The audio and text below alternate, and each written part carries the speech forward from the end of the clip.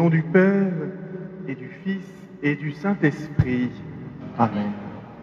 La grâce de Jésus notre Seigneur, l'amour de Dieu le Père et la communion de l'Esprit Saint soient toujours avec vous. Et avec votre esprit. Frères et sœurs, chers amis, c'est le deuxième dimanche où nous ne pouvons pas nous retrouver pour célébrer ensemble l'Eucharistie. Mais finalement, nous avons trouvé une solution. Et même si cette église est vide, étrangement vide, je devine derrière la caméra beaucoup d'entre vous, beaucoup de visages connus, familiers. Et c'est avec ce sentiment de joie que nous pouvons ensemble, malgré la distance, vivre cette Eucharistie, cette célébration si essentielle à la vie des chrétiens. Alors laissons-nous rassembler par Dieu, laissons-nous réconcilier avec lui, refaisons nos forces auprès de lui. Au début de notre célébration, avec humilité, dans la vérité, reconnaissons-nous pécheurs.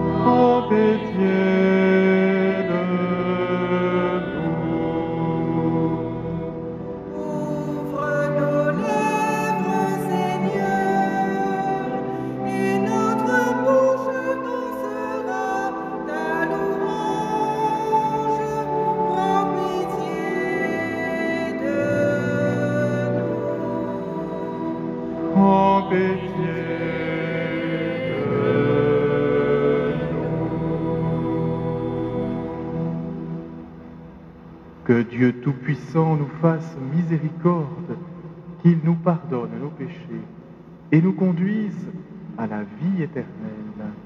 Amen. Prions le Seigneur.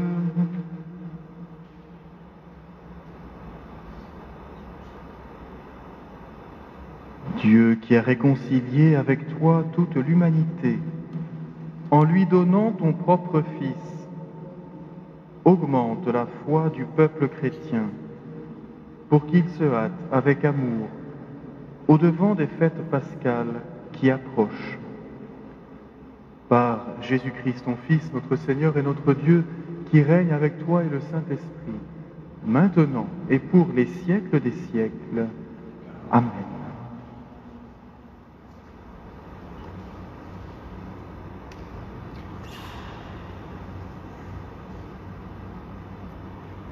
Lecture du premier livre de Samuel. En ces jours-là, le Seigneur dit à Samuel, « Prends une corne que tu rempliras d'huile et pars. Je t'envoie auprès de Jessé de Bethléem, car j'ai vu parmi ses fils mon roi. » Lorsqu'ils arrivèrent et que Samuel aperçut Éliab, il se dit, « Sûrement, c'est lui le Messie, lui qui recevra l'onction du Seigneur. » Mais le Seigneur dit à Samuel, « Ne considère pas son apparence ni sa haute taille, car je l'ai écarté. Dieu ne regarde pas comme les hommes. Les hommes regardent l'apparence, mais le Seigneur regarde le cœur. » Jessé présenta ainsi à Samuel ses 7 fils. Et Samuel lui dit, « Le Seigneur n'a choisi aucun de ceux-là. » Alors Samuel dit à Jessé, « N'as-tu pas d'autres garçons ?» Jessé répondit, « Il reste encore le plus jeune, il est en train de garder le troupeau. » Alors Samuel dit à Jessé, « Envoie-le chercher. Nous ne nous mettrons pas à table tant qu'il ne sera pas arrivé. » Jessé le fit donc venir. Le garçon était roux, il avait de beaux yeux, il était beau. Le Seigneur dit alors, « Lève-toi, donne-lui l'onction, c'est lui. » Samuel prit la corne pleine d'huile et lui donna l'onction au milieu de ses frères. L'Esprit du Seigneur s'empara de David à partir de ce jour-là. Parole du Seigneur.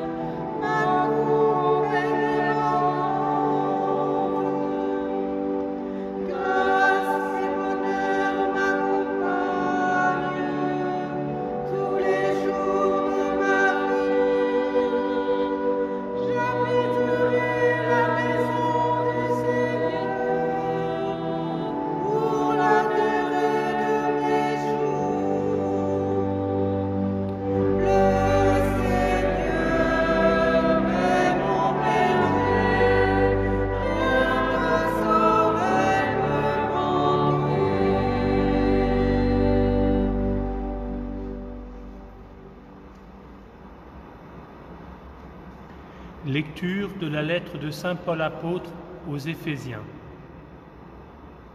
Frères, autrefois vous étiez ténèbres, maintenant dans le Seigneur vous êtes lumière. Conduisez-vous comme des enfants de lumière. Or la lumière a pour fruit tout ce qui est bonté, justice et vérité. Et sachez reconnaître ce qui est capable de plaire au Seigneur.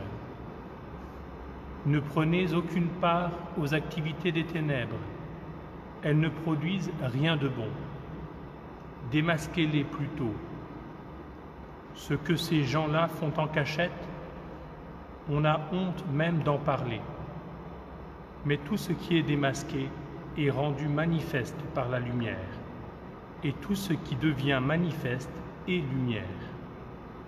C'est pourquoi l'on dit « Réveille-toi, ô toi qui dors, relève-toi d'entre les morts, et le Christ t'illuminera. » Parole du Seigneur.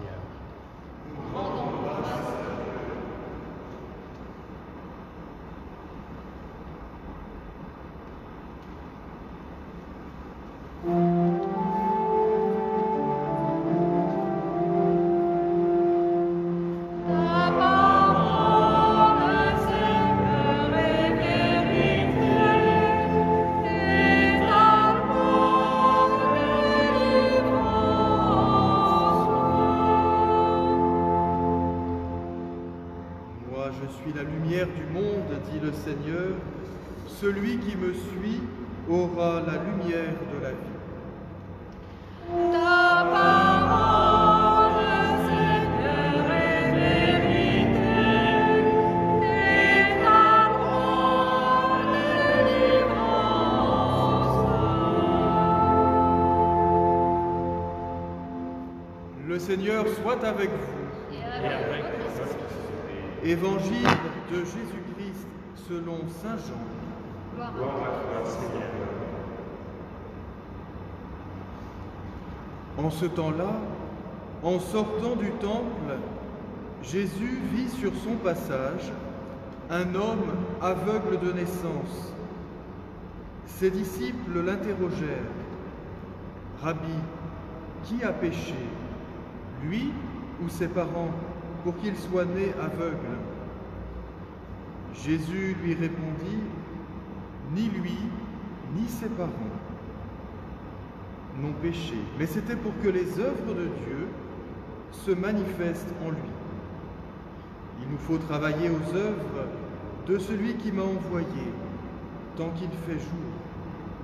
La nuit vient où personne ne pourra plus y travailler. Aussi longtemps que je suis dans le monde, je suis la lumière du monde. » Cela dit, il cracha à terre et avec la salive, il fit de la boue.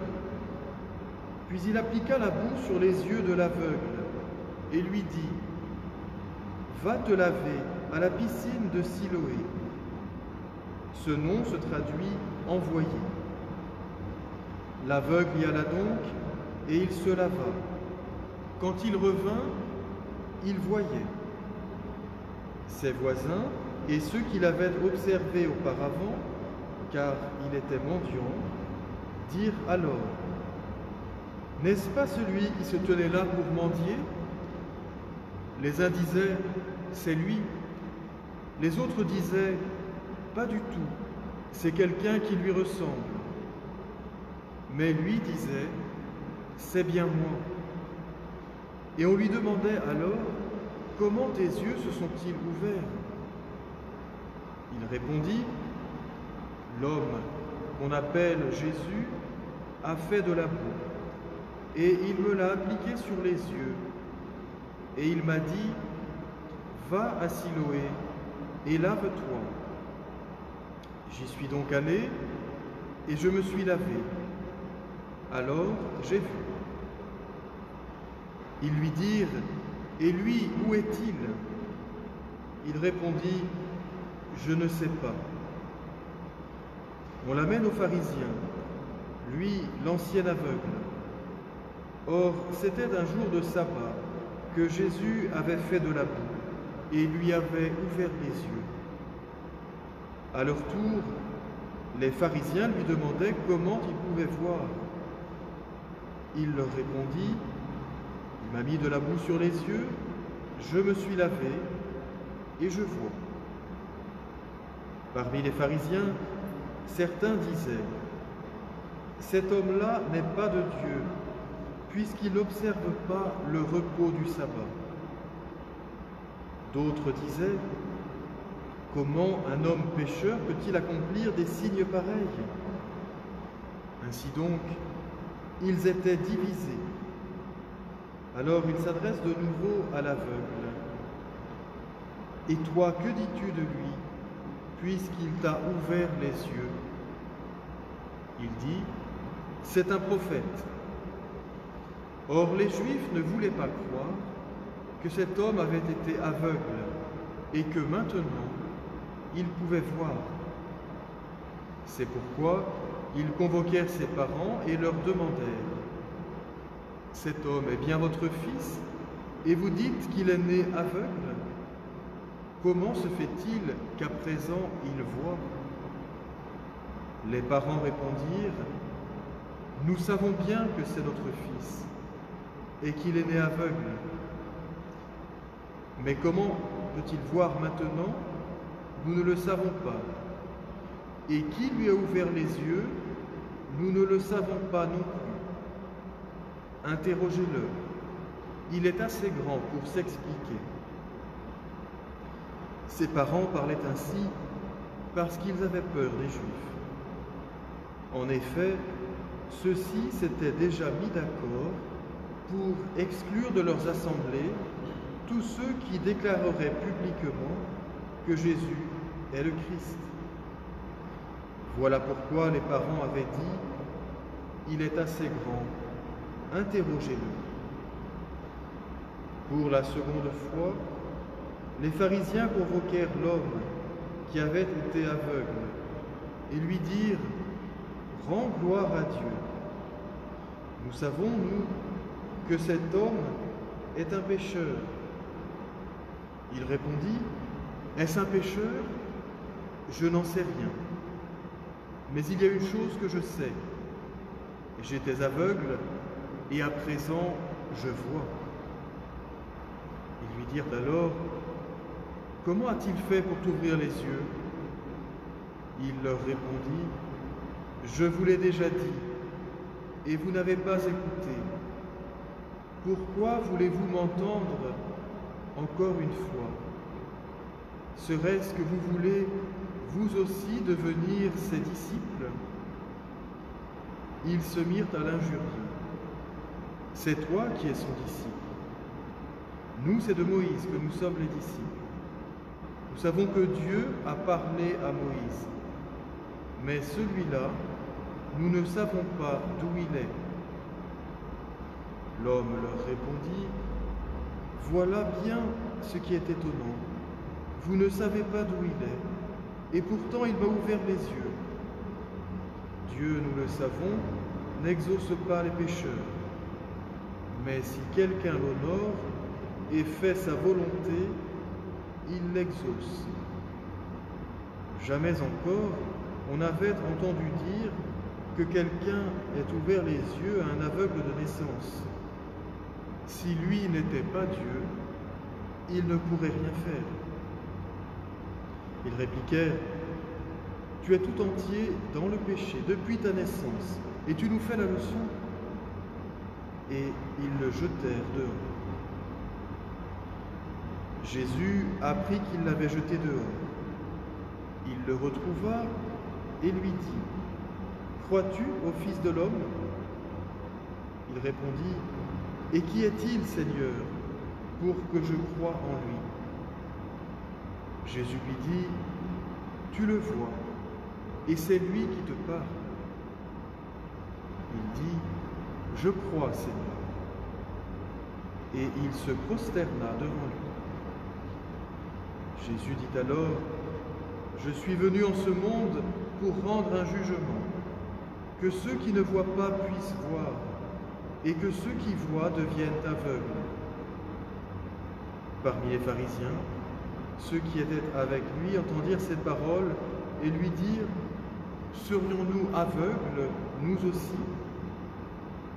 Jésus leur répondit: « Si vous étiez aveugles, vous n'auriez pas de péché.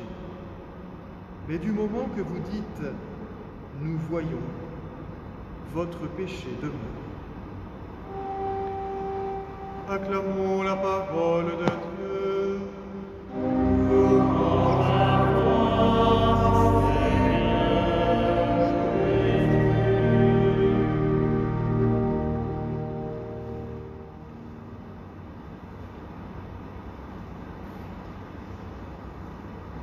Chers amis, en ce temps marqué par la terrible épidémie du coronavirus, qui a déjà fait tant de victimes en Chine, en Italie, en Espagne et dans notre pays, la liturgie nous propose un récit de guérison.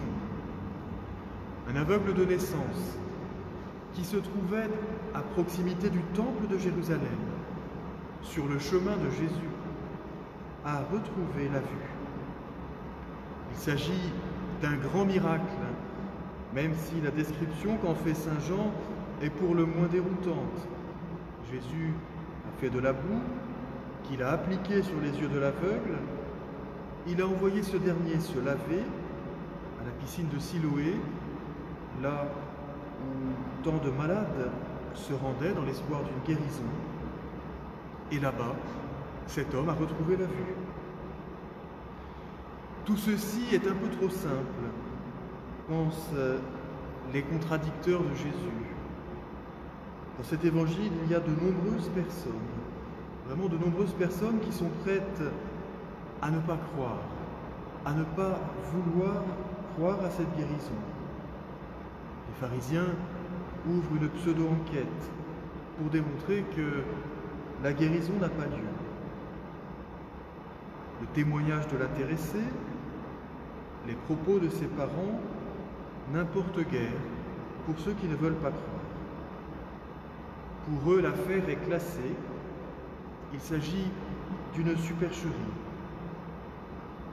Mais de nos jours aussi, beaucoup trouveront que cette histoire est trop simple. Et cela même chez les chrétiens. Il y en a qui n'aiment pas trop les miracles, car c'est irrationnel. Et ils préfèrent évacuer la question en considérant que ces passages de l'Évangile, difficiles à comprendre, doivent être interprétés uniquement de façon symbolique. Il n'en demeure pas moins qu'un homme qui était aveugle depuis sa naissance a été guéri. Il l'atteste lui-même. C'est bien moi. J'étais aveugle et à présent, je vois.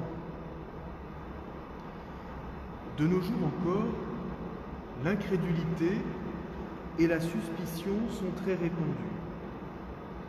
Nous le constatons de plus en plus régulièrement, surtout depuis l'irruption de ce virus, de ce coronavirus au cœur de nos préoccupations.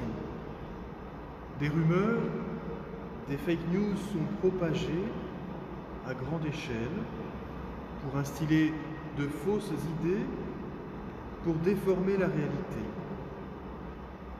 Évidemment, la situation est très complexe et nous n'étions pas préparés à vivre une telle pandémie.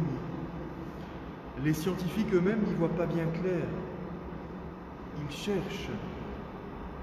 Certains de nos contemporains, plutôt qu'affronter la réalité, préfèrent se réfugier derrière des interprétations simplistes et erronées.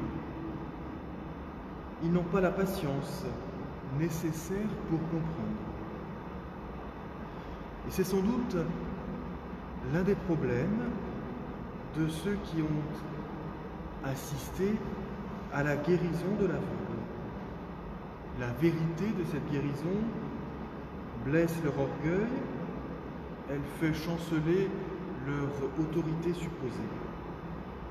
Et alors certains préfèrent s'en prendre violemment à l'homme guéri plutôt que de se réjouir avec lui de sa guérison. Un homme qui pourtant n'avait pas fait beaucoup de tapage autour de ce qui lui est arrivé.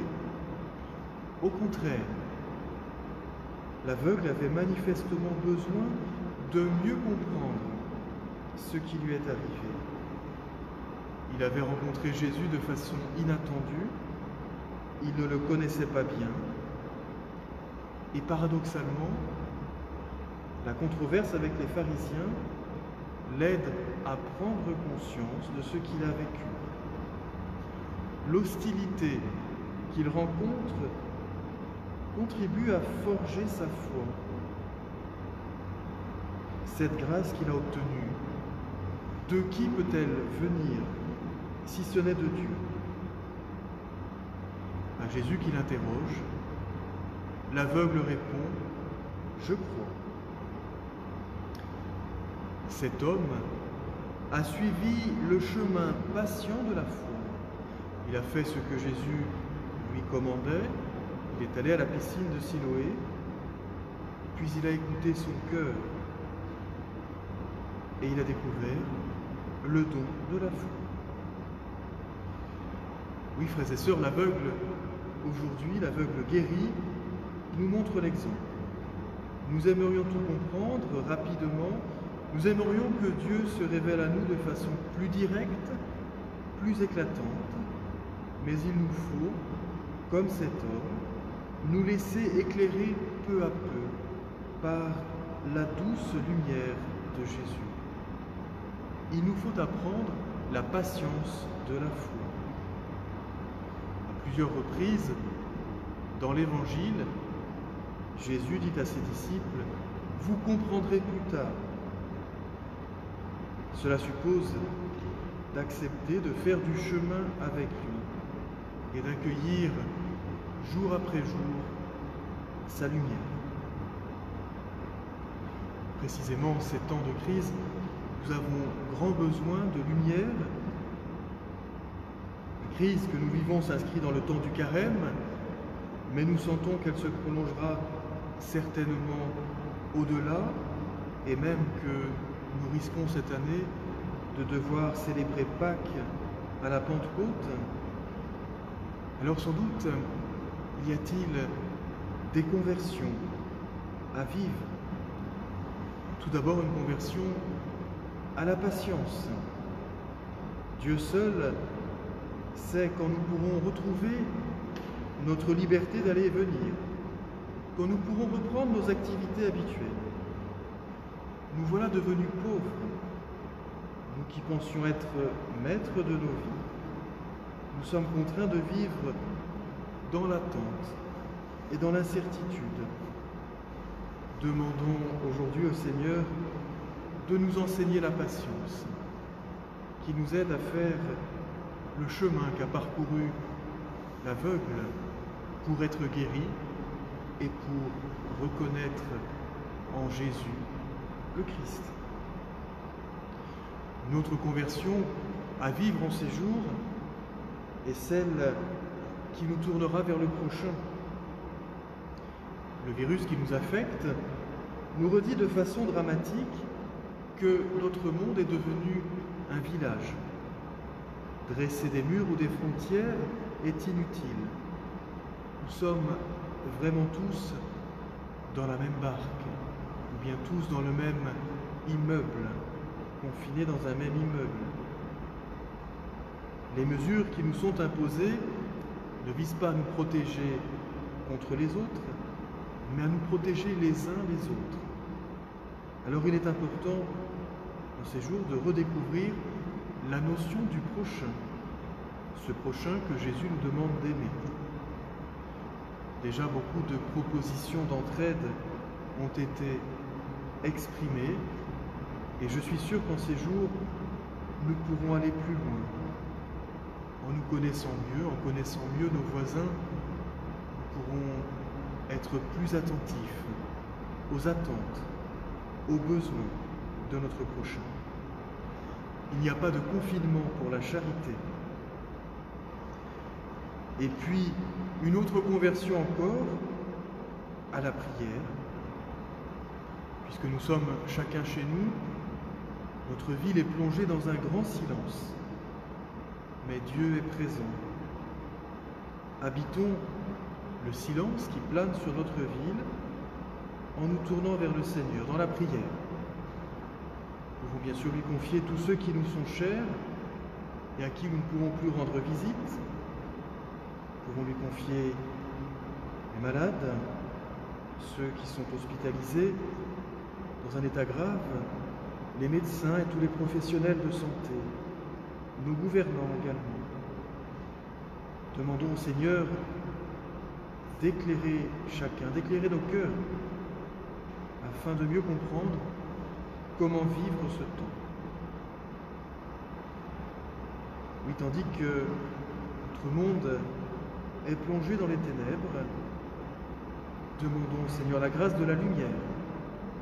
Et puissions-nous, avec l'aveugle de naissance, faire chacun un grand pas dans la foi. Amen.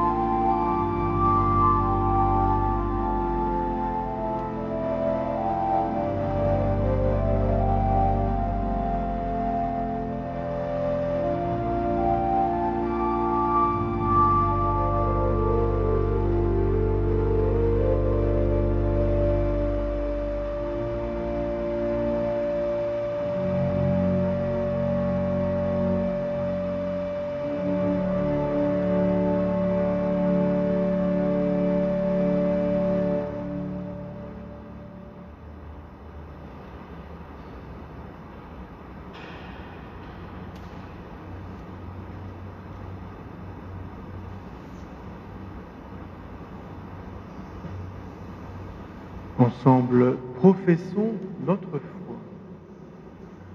Je crois en Dieu, le Père Tout-Puissant, Créateur du ciel et de la terre, et en Jésus-Christ, son Fils unique, notre Seigneur, qui a été conçu du Saint-Esprit, est né de la Vierge Marie, a souffert sous Ponce Pilate, a été crucifié, est mort, a été enseveli, est descendu aux enfers, le troisième jour est ressuscité des morts, est monté aux cieux, est assis à la droite de Dieu, le Père Tout-Puissant, d'où il viendra juger les vivants et les morts.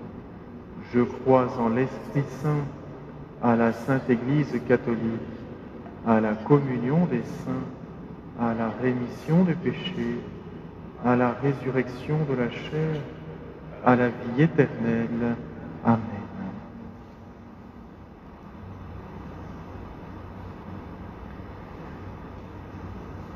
À l'approche des solennités pascales, prions le Seigneur de façon plus pressante, afin qu'il apporte au monde entier sa lumière.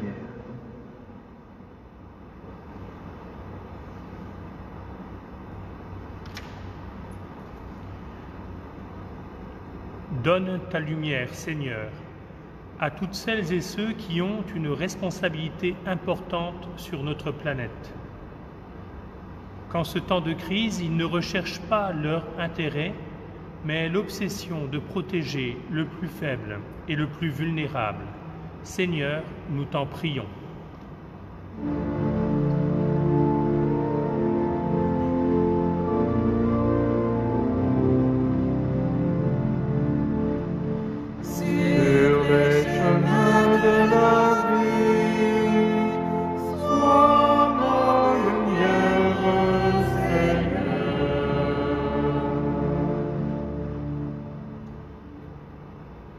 Donne ta lumière, Seigneur, à tous ceux qui sont en première ligne dans la guerre sanitaire que nous vivons, qu'elle leur transmette force et courage pour continuer leur mission.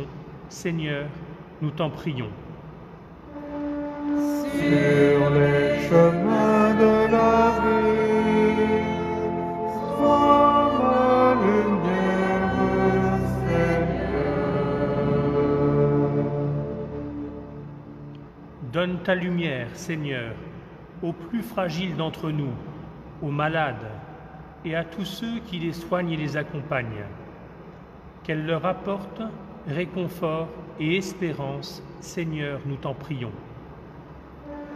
Sur les chemins de la vie, sois ma lumière, Seigneur.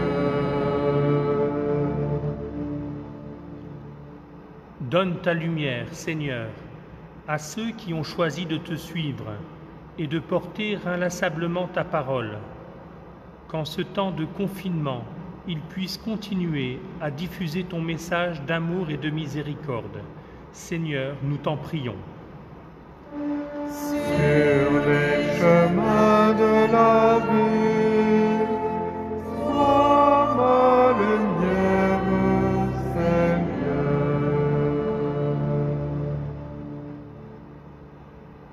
Donne, Seigneur, ta lumière à notre communauté et aux catéchumènes qui attendent le jour de leur baptême, qu'elle leur apporte joie et allégresse. Seigneur, nous t'en prions. Sur les chemins de la vie, sois ma lumière, Seigneur.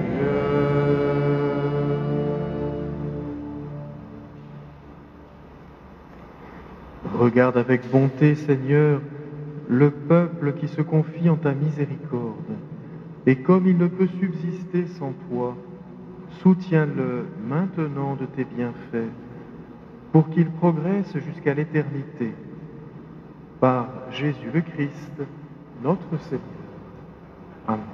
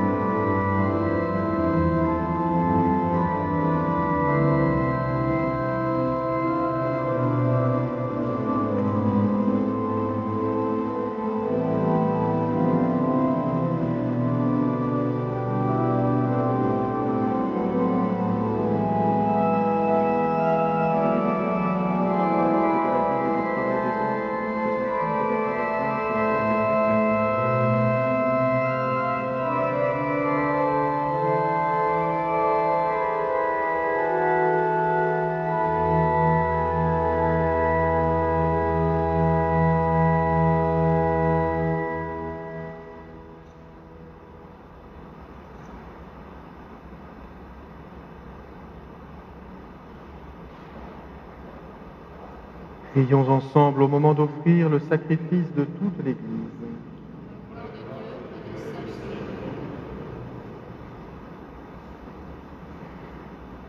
Seigneur, nous te présentons dans la joie le sacrifice qui sauve notre vie, et nous te prions humblement.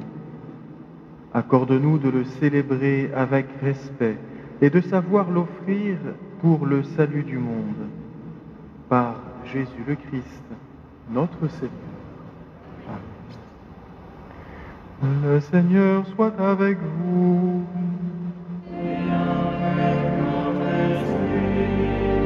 Élevons notre cœur.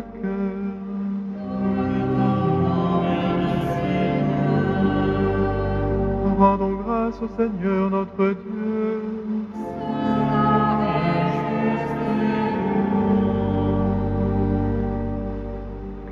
Vraiment, il est juste et bon de te rendre gloire, de t'offrir notre action de grâce toujours et en tout lieu.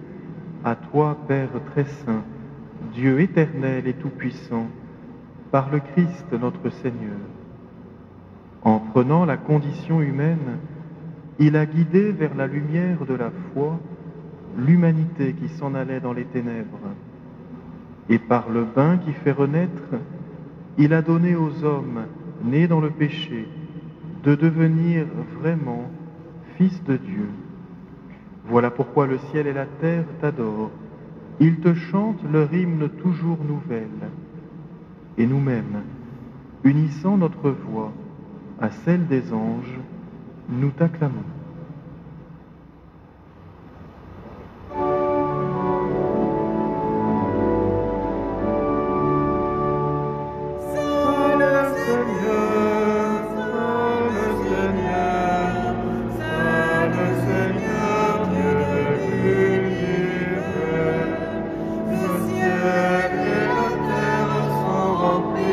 de ta gloire.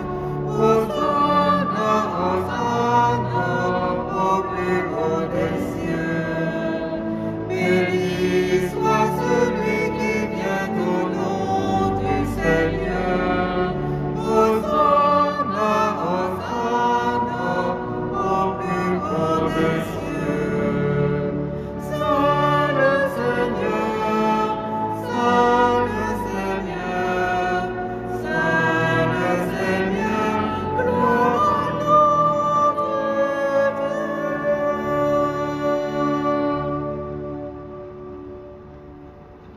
Tu es vraiment saint, Dieu de l'univers, et toute la création proclame ta louange, car c'est toi qui donnes la vie, c'est toi qui sanctifies toutes choses par ton Fils Jésus-Christ notre Seigneur, avec la puissance de l'Esprit Saint.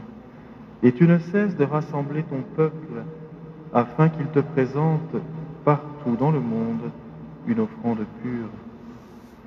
C'est pourquoi nous voici rassemblés devant toi, et dans la communion de toute l'Église, en ce premier jour de la semaine, nous célébrons le jour où le Christ est ressuscité d'entre les morts.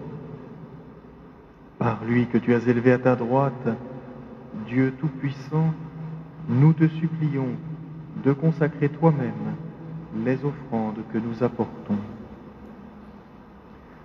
Sanctifie-les par ton esprit pour qu'elles deviennent le corps et le sang de ton Fils, Jésus-Christ, notre Seigneur, qui nous a dit de célébrer ce mystère. La nuit même où il fut livré, il prit le pain. En te rendant grâce, il le bénit, il le rompit et le donna à ses disciples en disant : Prenez et mangez-en tous, ceci est mon corps livré pour vous.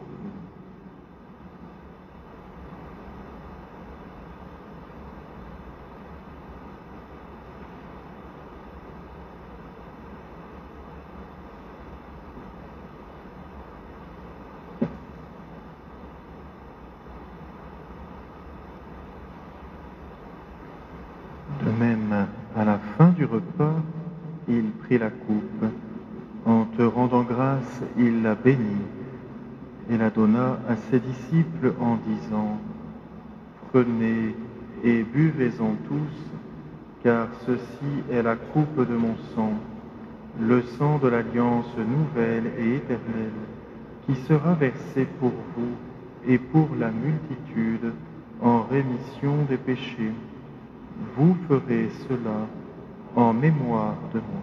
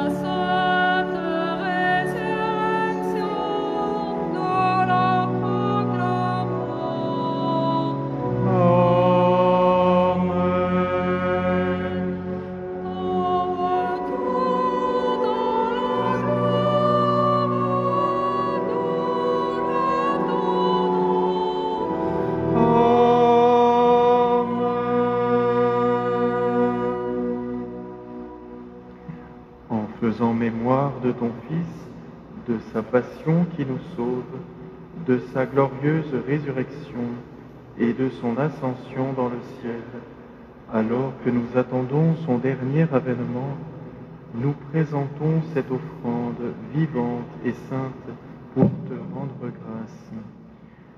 Regarde, Seigneur, le sacrifice de ton Église et daigne y reconnaître celui de ton Fils, qui nous a rétablis dans ton alliance. Quand nous serons nourris de son corps et de son sang, et remplis de l'Esprit Saint, Accorde-nous d'être un seul corps et un seul esprit dans le Christ. Que l'Esprit Saint fasse de nous une éternelle offrande à ta gloire, pour que nous obtenions un jour les biens du monde à venir, auprès de la Vierge Marie, la bienheureuse Mère de Dieu, avec Saint Joseph son époux, les apôtres, les martyrs, Sainte Geneviève de Paris, et tous les saints qui ne cessent d'intercéder pour nous. Maintenant, nous te supplions, Seigneur, par le sacrifice qui nous réconcilie avec toi, étends au monde entier le salut et la paix. Affermis la foi et la charité de ton Église au long de son chemin sur la terre. Veille sur ton serviteur, le pape François, et notre évêque Michel, l'ensemble des évêques, les prêtres, les diacres, et tout le peuple des rachetés. Écoute les prières de ta famille, assemblée devant toi, et ramène à toi, Père très aimant, tous tes enfants dispersés. Pour nos frères et sœurs défunts, pour Lucille Bérardet, Claudine Pincé, Olivier Cloarec, Pierre Alvarez, Yves Cadiou, Gabi Nava, pour ceux à qui nous avons donné un dernier adieu cette semaine, Monique Morello, Marcel Trou, Malo Doudard, pour tous les hommes qui ont quitté ce monde et dont tu connais la droiture, nous te prions.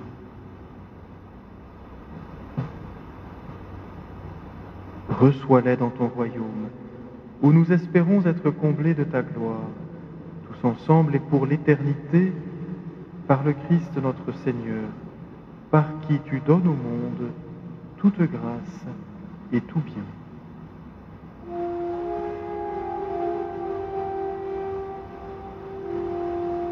Par lui, avec lui et en lui, à toi, Dieu le Père Tout-Puissant, dans l'unité du Saint-Esprit, tout honneur et toute gloire, pour les siècles des siècles.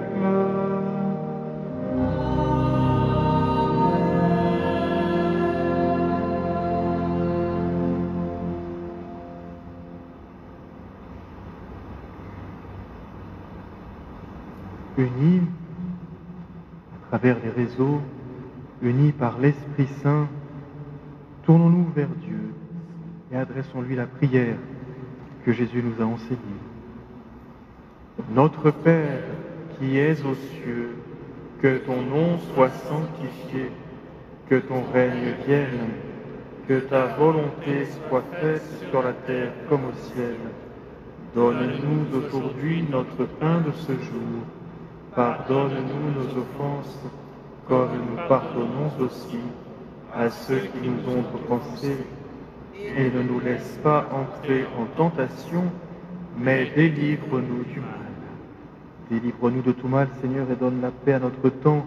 Par ta miséricorde, libère-nous du péché. Rassure-nous devant les épreuves en cette vie, où nous espérons le bonheur que tu promets, et l'avènement de Jésus-Christ, notre Sauveur. Car c'est à toi qu'appartiennent le règne, la puissance et la gloire, pour les siècles des siècles. Seigneur Jésus-Christ, tu as dit à tes apôtres, je vous laisse la paix, je vous donne ma paix. Ne regarde pas nos péchés, mais la foi de ton Église. Pour que ta volonté s'accomplisse, donne-lui toujours cette paix et conduis-la vers l'unité parfaite, toi qui règnes pour les siècles des siècles. Amen. Que la paix du Seigneur soit toujours avec vous. Et avec votre esprit.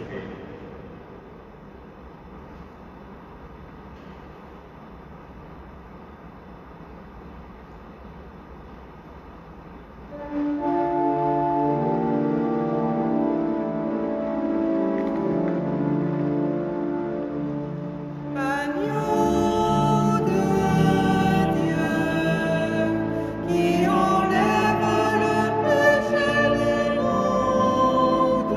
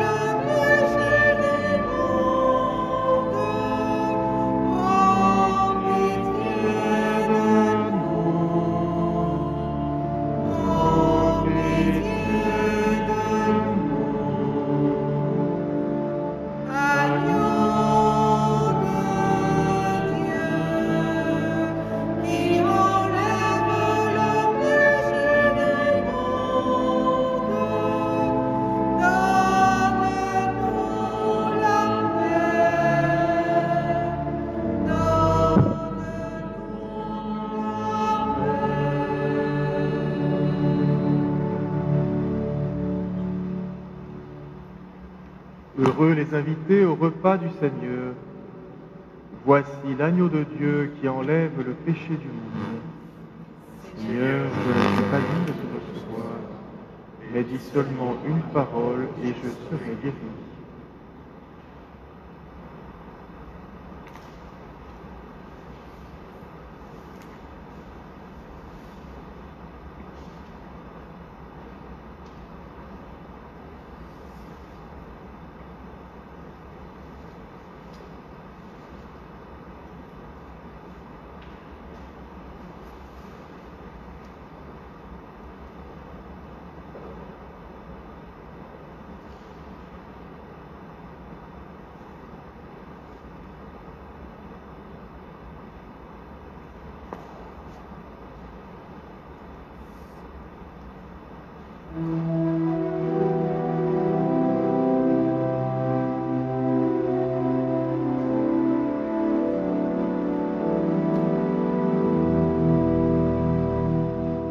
Notre Dieu s'est fait homme pour que l'homme soit Dieu. Mystère inépuisable, fontaine du salut. Quand Dieu dresse la table, il convie ses amis pour que sa vie divine soit aussi notre vie. Il frappe à notre porte, le Seigneur Tout-Puissant. Il attend même les pauvres, mendiants de notre amour. Dénué d'arrogance,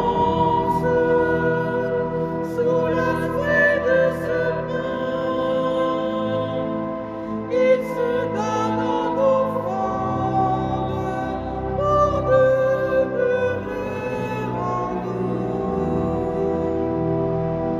Que nos cœurs reconnaissent en ce pain et ce vin l'unique nécessaire qui surpasse tout bien.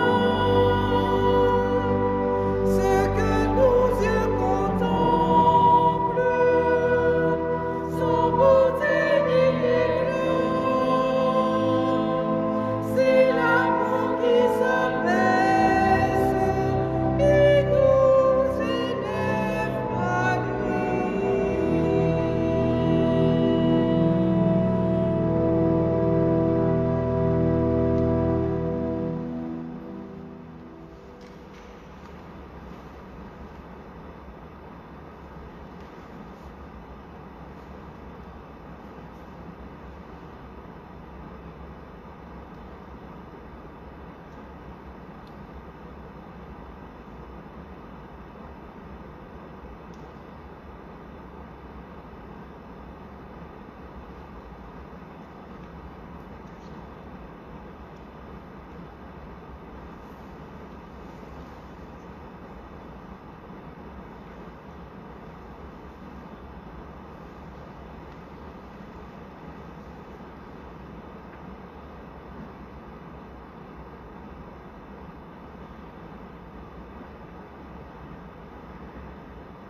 Prions le Seigneur.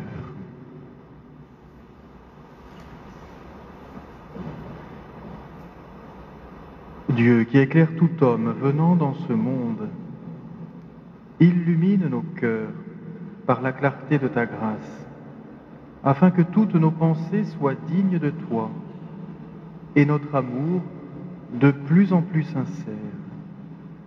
Par Jésus-Christ, ton Fils, notre Seigneur et notre Dieu, qui règne avec toi et le Saint-Esprit, maintenant et pour les siècles des siècles. Amen.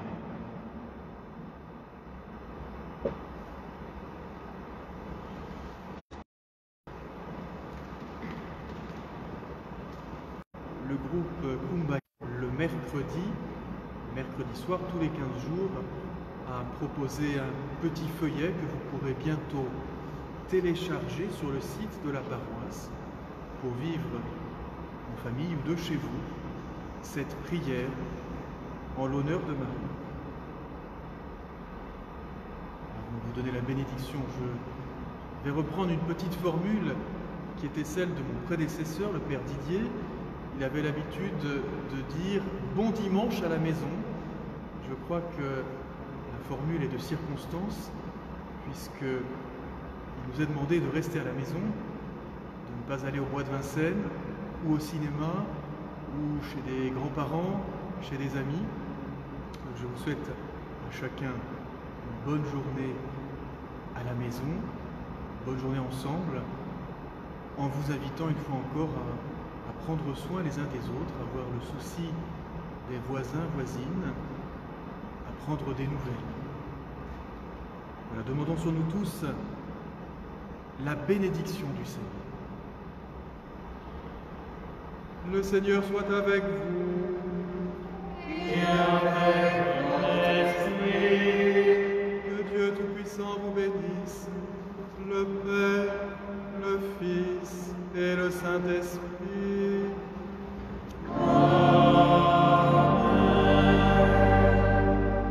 Allez dans la paix du Christ.